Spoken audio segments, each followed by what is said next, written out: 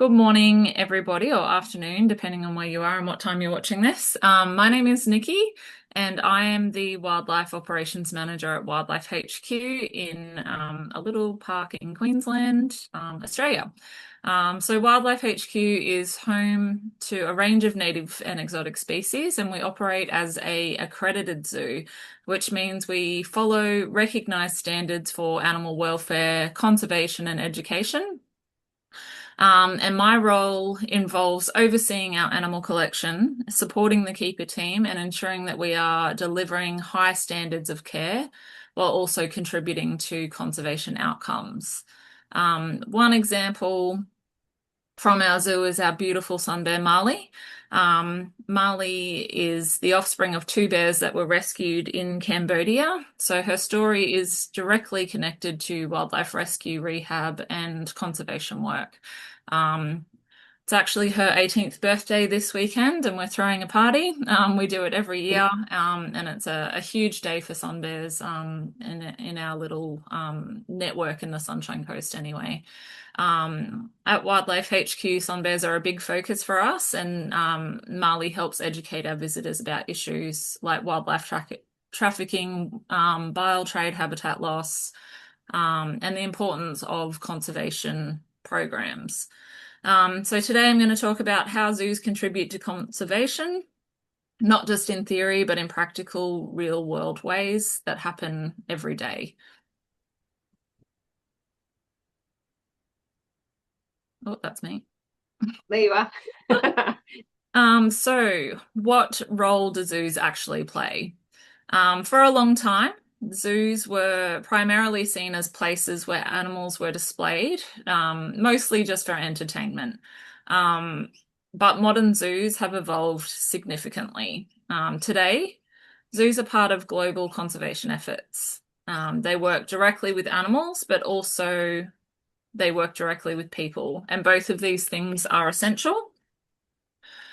Zoos contribute through animal care, conservation breeding and research, education, public engagement, and partnerships with other organisations across the world.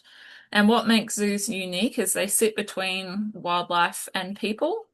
They are one of the few places where large numbers of people can connect with animals in a meaningful way.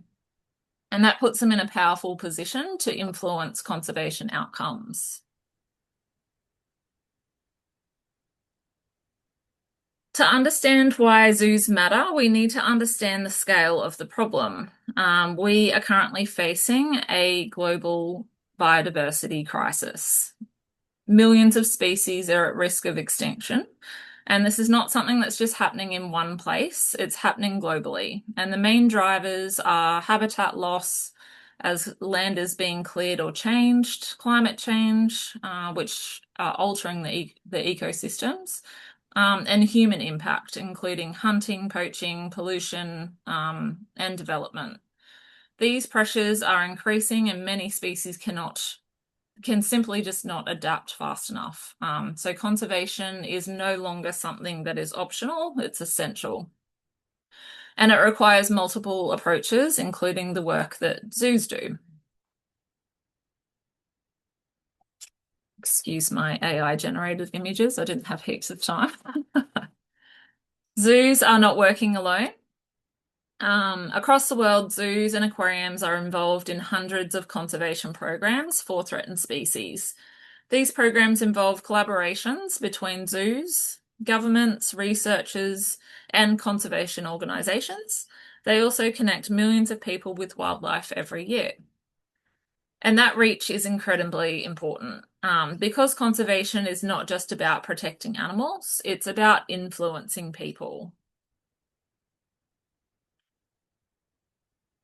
If people don't understand the issues, they're less likely to act. And zoos help bridge that gap.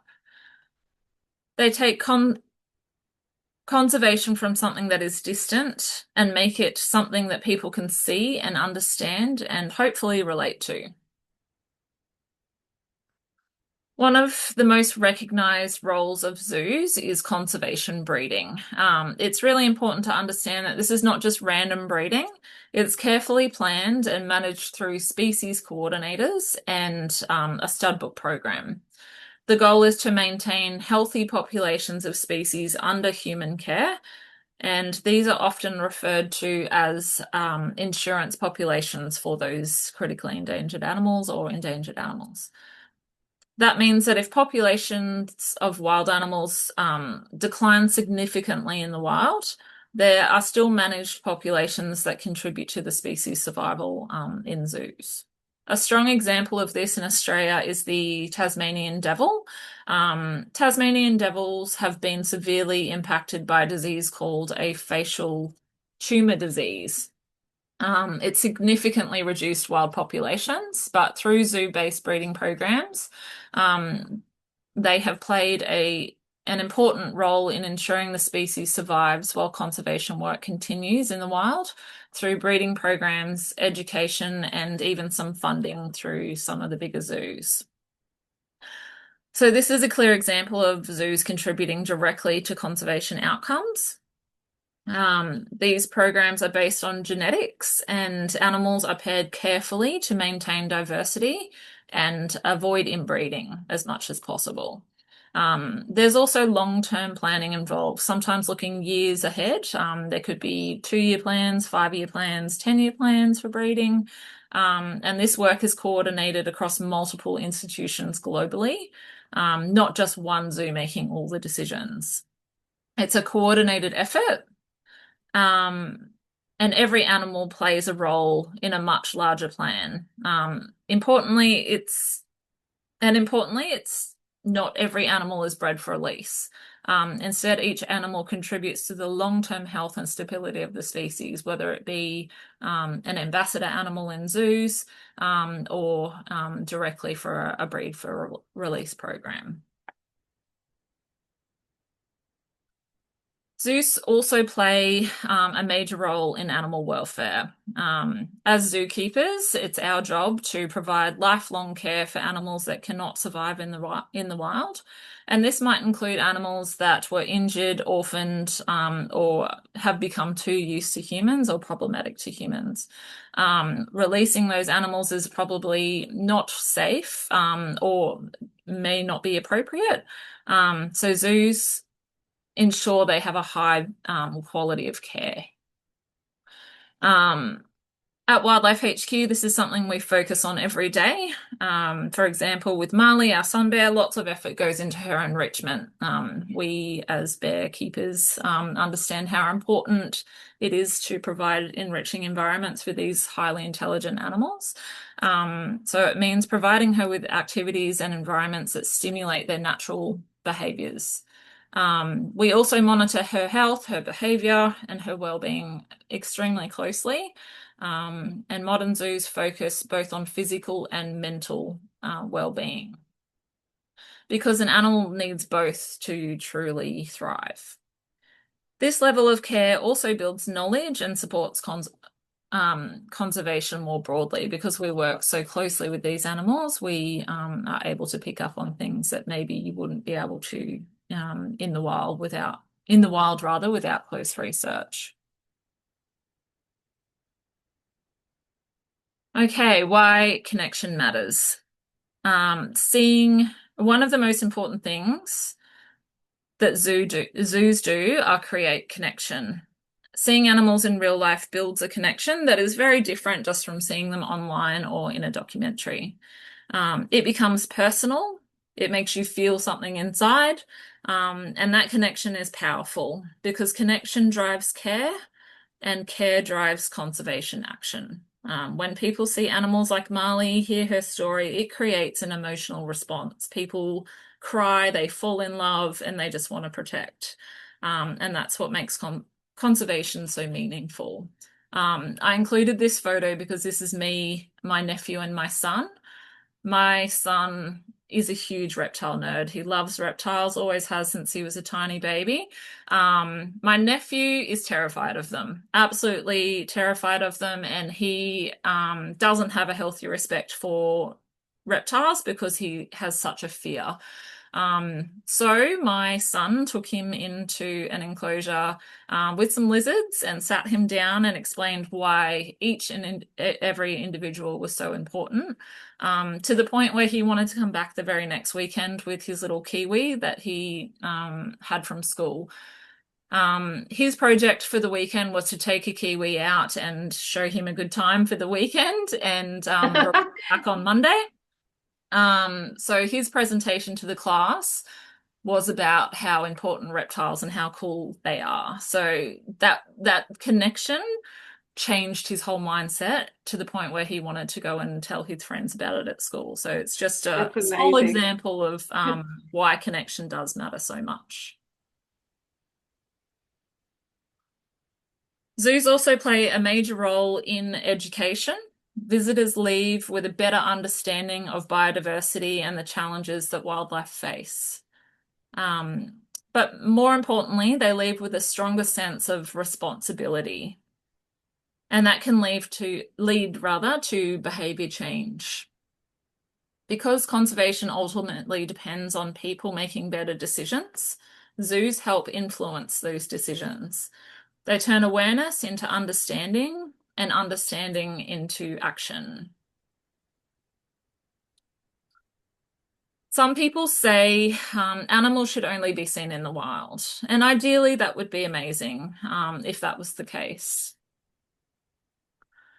But wildlife tourism can also create challenges. It can disturb animals, cause stress, damage habitats, and sometimes encourage really unsafe, unethical interactions. Zoos can provide a controlled, ethical alternative. They allow people to connect with animals in a controlled environment with wildlife without impacting any wild populations. And they make that experience accessible to many more people as well. Zoos also turn awareness into action. They promote simple, practical things that people can do. This is a photo of a sign that I took, I think, at Melbourne Zoo. This is just one of the campaigns, the many campaigns that zoos in Australia do. So saving koalas one flush at a time. Wipe for wildlife. So this is trying to get people to pledge to using recycled toilet paper. Just a small action that people can do, but making it very simple so people can walk away and go, yeah, that's easy, I can do that. And that's contributing to conservation. Some other examples are recycling mobile phones, choosing sustainable palm oil. We are big at that at our Sun Bear talk. These actions might seem small, but when many people take them, it creates a real impact. And zoos help make conservation something that people can actually be part of. It's not all doom and gloom. Small changes that people can make. People learn when visiting a zoo. Conservation messaging is built into the entire zoo experience. Signage and interpretation play a big role. Every exhibit tells a story. It explains where the species live, what threats it faces, and what people can do.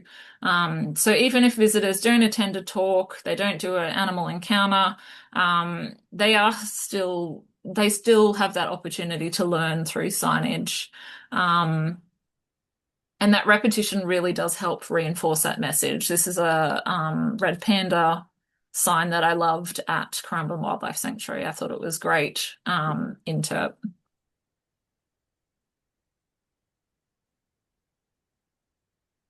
Zoos also contribute to a conservation beyond their own sites as well. So ZAR, the Zoo and Aquarium Association, and IUCN have paired up to create a program that follows a assess, plan, and act approach. And this involves collaborations between zoos, governments, researchers, and other conservation organisations.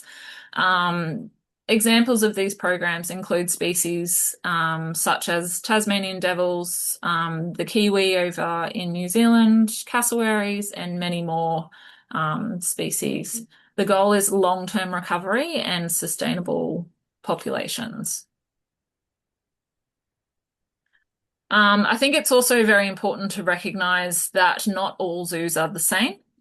Some facilities do not meet those modern standards. So it's very important to choose accredited zoos when you do visit a zoo across the world. Accreditation ensures high standards of welfare, conservation, and ethics. And where people choose to visit really does matter. It's important to do your research before visiting zoos across the world. There are many accreditation bodies around the world that set these standards. They help ensure that zoos are operating responsibly and also contributing to conservation in some way. This helps maintain trust and supports positive outcomes. So in Australia, we have the Zoo and Aquarium Association, and they manage the Australasia region, and they're also under the WASA umbrella, so World Association of Zoos and Aquariums. I know there's one in Europe and also in America, and I'm sure there's many more across the globe.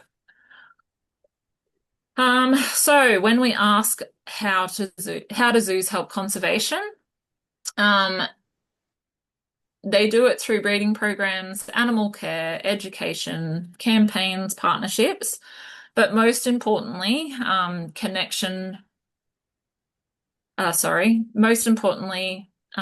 connection, because connection drives protection and zoos help people care. And when people care, conservation happens. Thank you. Well done. Fantastic work. Excellent. I've got lots of questions for you, Nikki. So you take it, have a cup of tea, have a drink, whatever. That was fantastic. Well done. I'm sure that Alexandra and Wombin have some too, but shall I start with one and then I'll pass over? Does that sound good? Yep. Sounds good.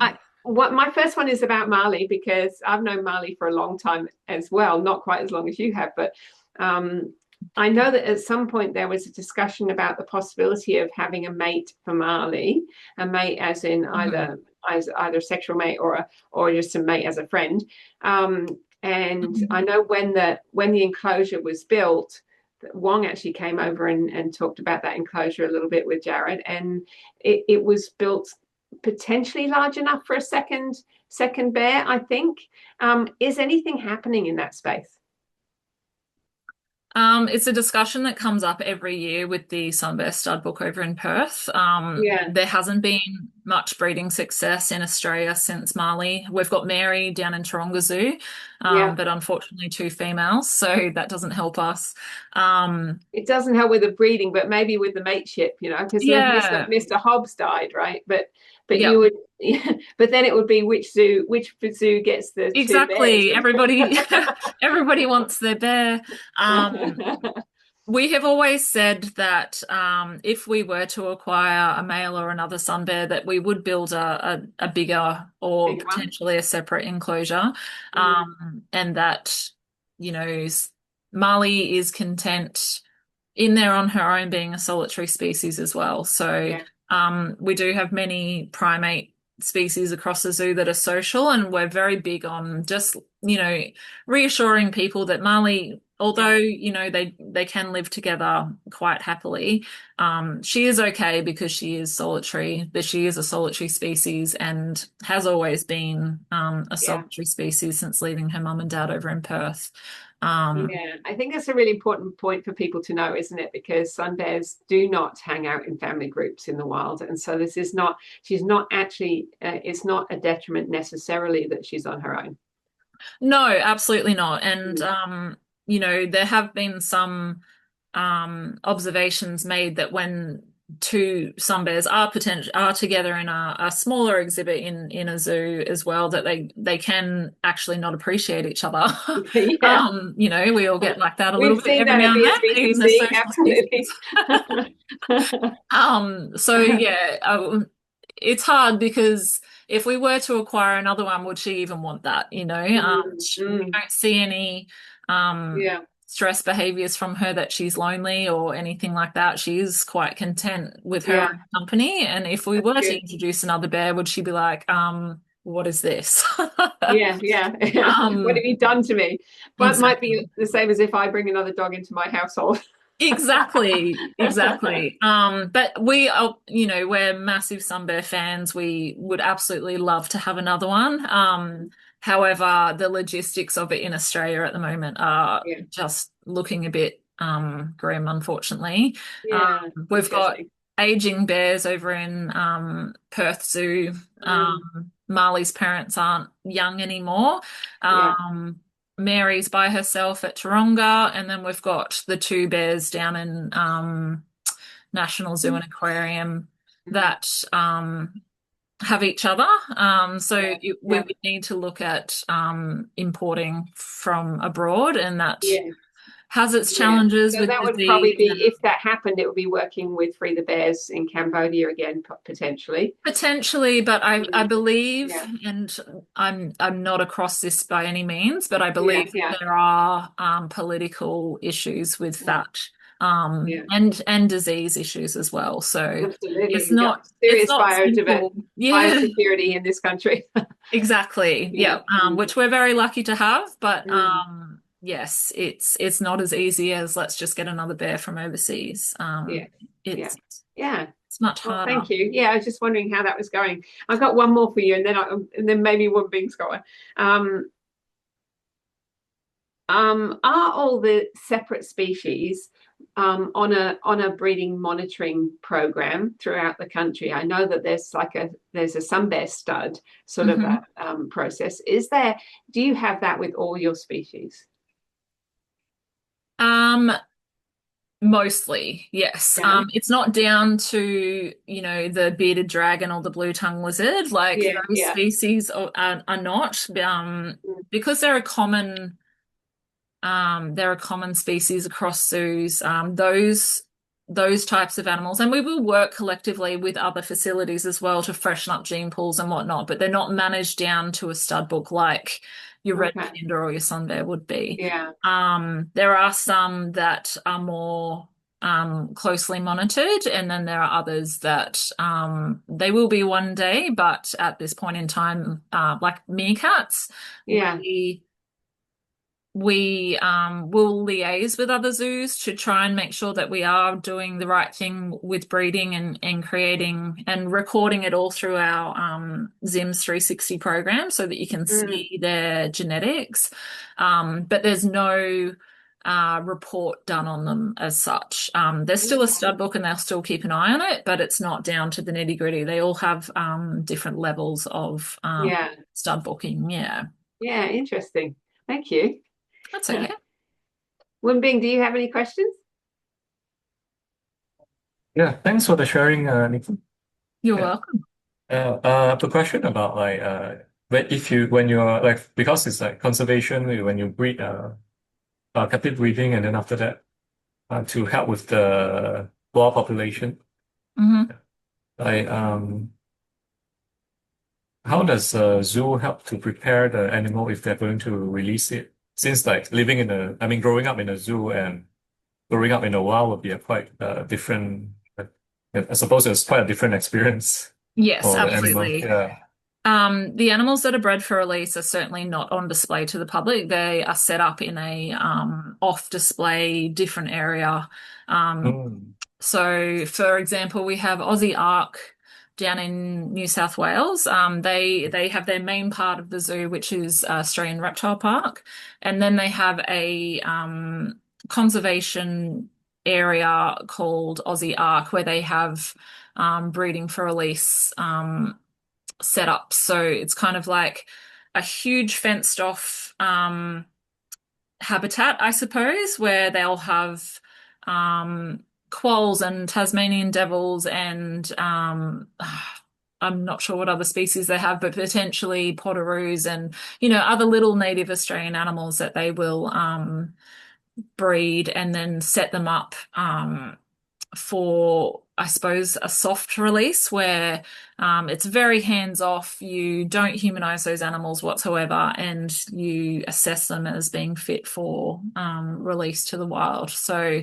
it's very different. We also have koalas at Sydney Zoo that are being bred. They're not interacted with by any means. There's very strict guidelines when it comes to those animals that are It's good.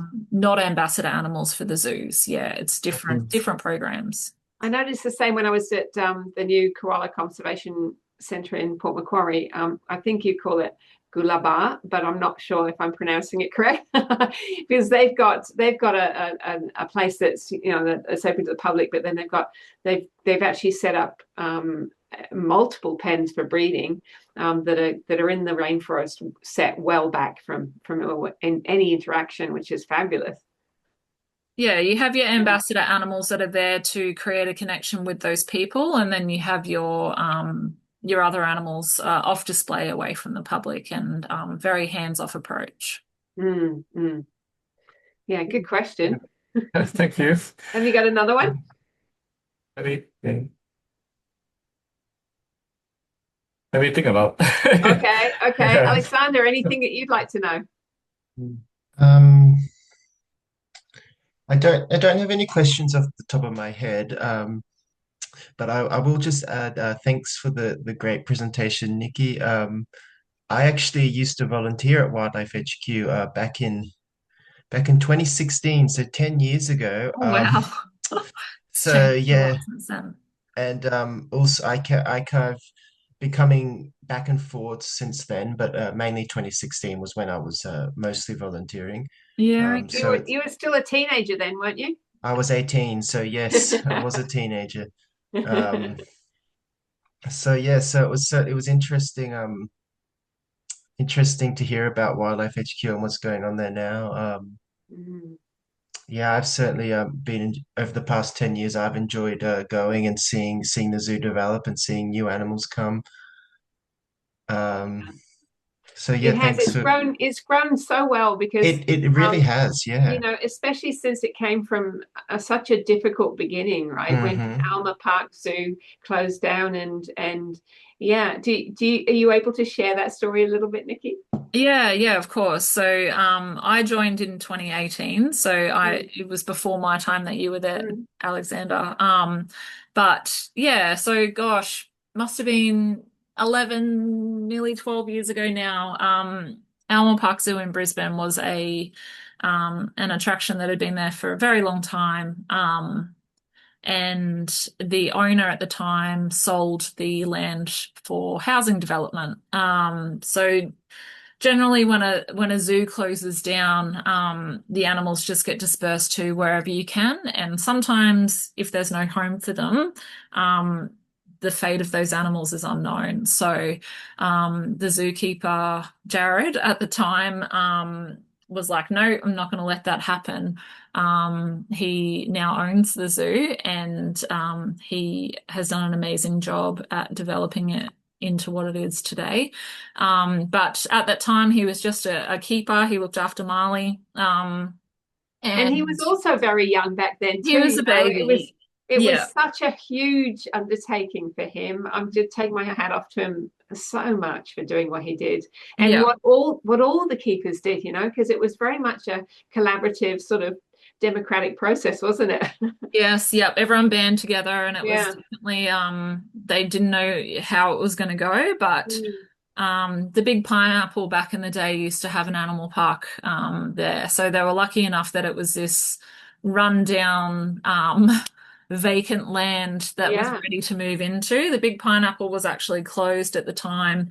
But there were still some koala enclosures and a few goat pens and random things Mhm. around the place. So it had potential to tidy it up and turn it into a little park. And um, it was very touch and go for the first 5 years or so. Mm. Financially, zoos struggle at times, and it was this very unknown little hidden treasure on the Sunshine Coast that still to this day many people don't know that we exist. Yes. And Jared just did everything that he could. The keepers would work without pay. They'd he used his car to go out and cut leaf for the koalas that they had, and they just all banded together to just get it through, I suppose. And now we're at the point where we're able to upgrade the facility significantly. And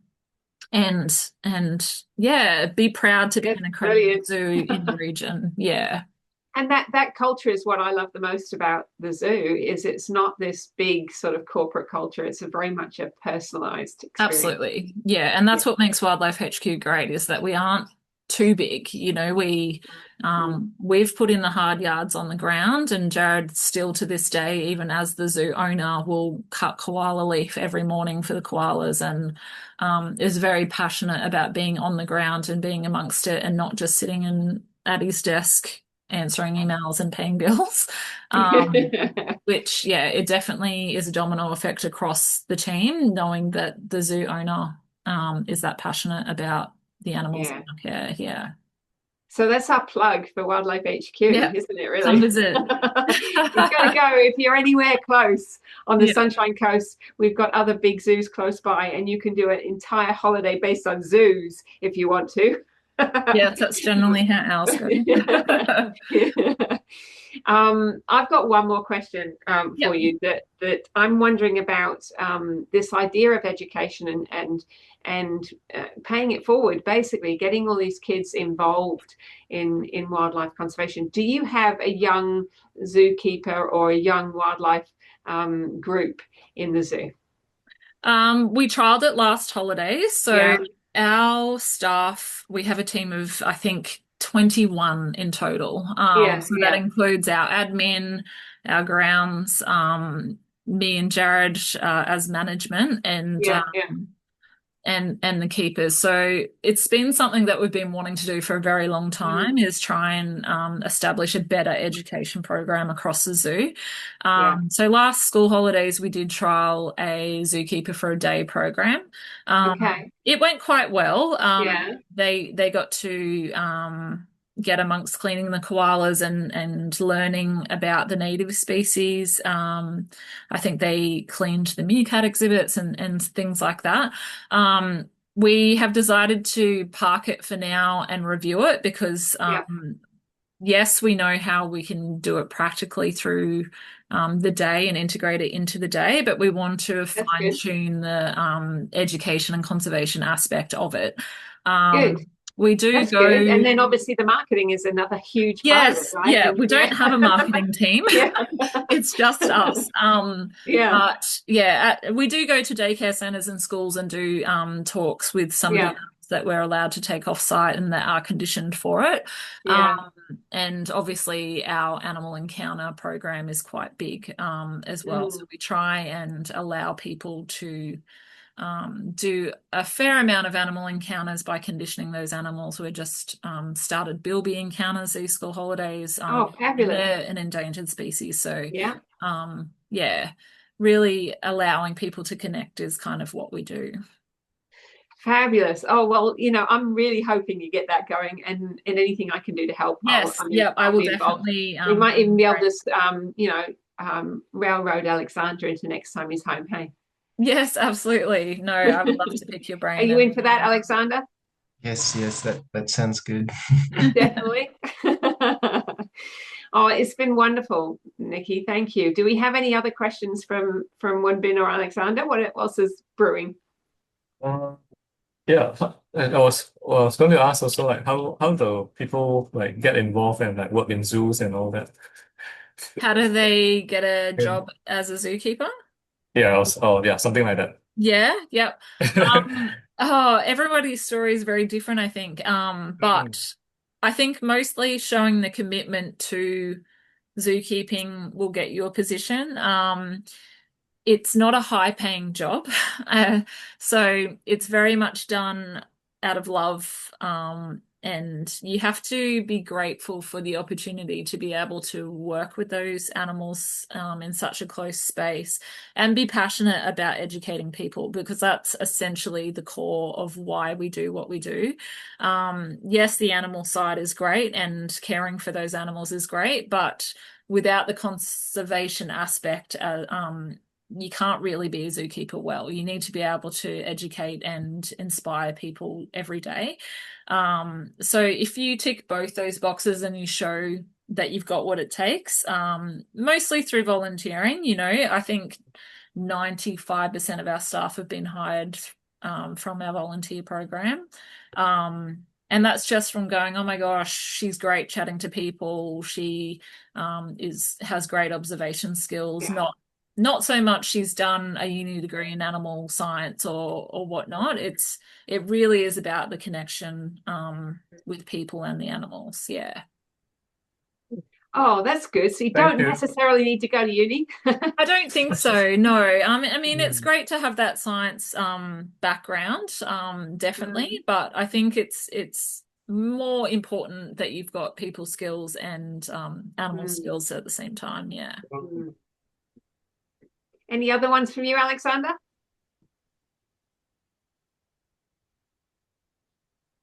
I'm I'm not sure if you're allowed to share this, but I was just wondering, do you what are there any new animals coming into Wildlife HQ? Like, do you have any plans to bring in some new animals? It really for us, it really depends on what becomes available and needs a home in the region. We have always been pretty good at going, oh yeah, that animal needs a home. Let's create a habitat for it Mm-hmm. and make a plan super quick. We're lucky that we are small enough that we don't have boards of directors and red Oh, tape so yep, yep. much to get through. If we want something and we see a need for it and it can contribute to the zoo in a good way, we can make it happen quite quickly. And Jared's very talented at doing that. Mm-hmm. So we're lucky to be led by him in that space. At this moment in time, I don't think we have any plans to introduce any new species. We are spending a lot of time upgrading the enclosures that we already have. A lot of the enclosures did come from the original Alma Park Zoo. So it's got to a point where we know and have acknowledged that they do need some maintenance and upgrades. So the focus for the time being is to make some improvements around those, but never say never. We do we do have some opportunities to potentially expand into the Africa space, but Oh, Ooh. that's okay. a Is lot that of planning. your wish list will be Africa, would it? Uh, yeah, some potentially carnivorous animals. Oh, well, you've got Makes the the Ooh. space painted for us, we'll see. the painted dogs, haven't you? Or We do, yes, we've got yeah, the beautiful painted dogs. they are so exquisite, aren't they? Yes, They're just, oh yeah, my they're goodness, one of my what beautiful favorites. species. Absolutely beautiful. Yeah, Yeah, so yeah, we'll see. yeah. We'll See what see. happens. Yeah, I don't want to count chickens before they hatch. No, no. Yes, no, we're always planning and willing to take on new species if there's a need for it. Yeah. Great. Oh, well, thank you, Nikki, so much for sharing your knowledge and this whole concept that zoos have changed, right? They're not just Mm. places for people to see a species. They're places to get involved. They're places where where zoos are actually playing a very important role in conservation now, which is a real big thing. For those of us that are in conservation, that in one way or another, who we can embrace the idea of a zoo if a zoo is the right kind of zoo. Yes, I yeah, think it's that's the very big important message, to know isn't the difference for it? sure. All right, so I'm sharing again because we do have to do a little bit of a plug for Wildlife HQ because the 12th of April, which is in 2 days from now, 2026, is Marley's birthday. What number was it, Nikki? It's her 18th birthday. 18th birthday. Okay, now I'll be there and Nikki will be there and many other people. You can get to meet Jared as well. I'm sure he'll be running around like a blue-ass Yep. fly as well. So you can meet me. I'll be talking about some of my books and telling stories about the animals in Borneo, focusing on sun bears, obviously, and you'll get to meet my puppet sidekicks as well. So please come along. It's half price for kids this day, isn't it, Nikki? So that's a really good thing. Yeah. Yeah. And Marley will be having lots of presents to open. You can even, I think you can wrap a present for Marley, can't you? Yeah. Yeah. We have a present station for her. We'll have session times where you can make a present for her and throw them over. It's her one cheat day, so she gets to kind of splurge a little bit and get treated. But yeah, we'll have certain session times where you can make her a birthday present and we give it to her. Yeah, sounds brilliant. I can't wait. So thank you. Thank you so much, Nikki, for being here and sharing all your amazing knowledge. And I hope to see you on Sunday. Thank you. Thank you for having me. See you guys.